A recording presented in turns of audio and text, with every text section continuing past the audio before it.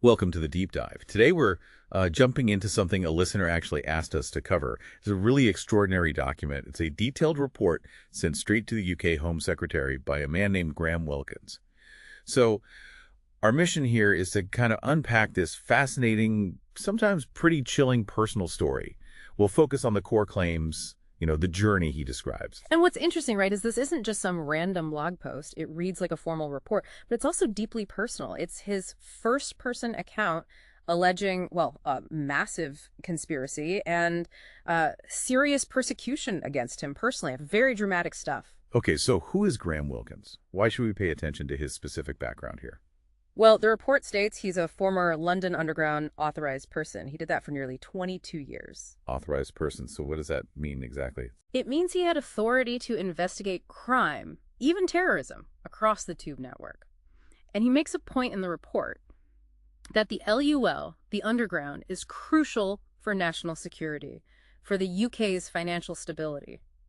Think about it. It moves the workforce, driving like a third of the UK's GDP. Ah, okay. So he had an insider's perspective on security operations. Exactly. That's the context he provides. Right. So his story, this whole journey, seems to have kicked off around 2009. He mentions watching a documentary on YouTube, 77 Ripple Effect. Yeah, that's the one. It questioned the official account of the 2005 London bombings. It even pointed fingers at MI5 or maybe Mossad. And even though Wilkins apparently had some issues with parts of the documentary, it sounds like it really lodged this suspicion about MI5 in his mind. It seems so. But then things get, much more direct. This is the pivotal part of his story.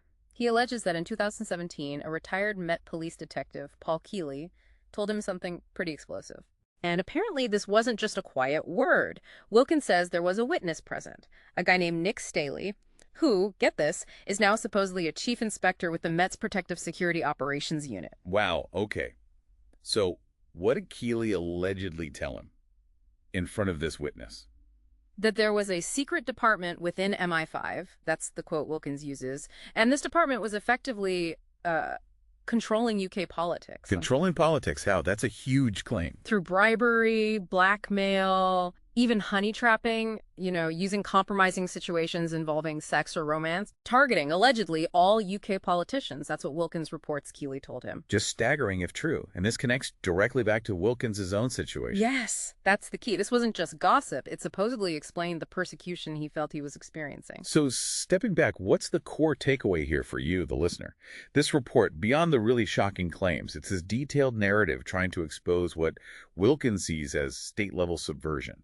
It's his view of the UK becoming like a secret tyranny. Yeah, and if you look at the pattern of how he says he was targeted, it's all designed to be plausibly deniable. That's the term often used.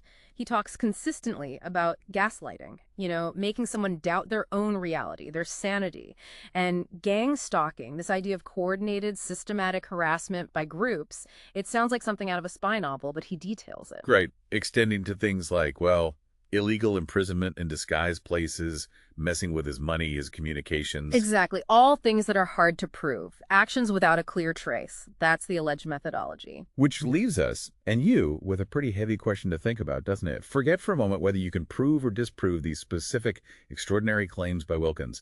What does it say about accountability for these really powerful secret organizations if someone can make such detailed, far-reaching accusations? And maybe even more fundamentally, what does it mean for any individual if their sense of reality, their sanity, can be targeted and manipulated in these ways that are, by design, almost impossible to pin down? Something to definitely mull over.